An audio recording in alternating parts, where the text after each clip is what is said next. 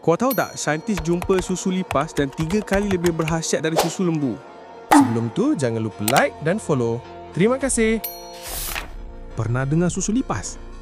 Bukan lipas jatuh dalam susu.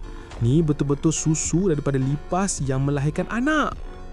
Jangan terkejut, bukan semua lipas boleh buat benda ni. Cuma, lipas betina spesies Diploptera punctata je yang mampu hasilkan susu untuk anak dia. Bukan susu jaya macam lembu. Tapi, kristal protein 3 kali lebih berkhasiat daripada susu lembu. Saintis siap kata kalau susu ni boleh dikomersialkan, boleh jadi superfood masa depan. Tapi, sanggup ke kau minum susu dari lipas? Nak kurus pun fikir 2 kali kan? Bayangkan esok ada iklan minum segelas susu lipas setiap pagi untuk tenaga luar biasa.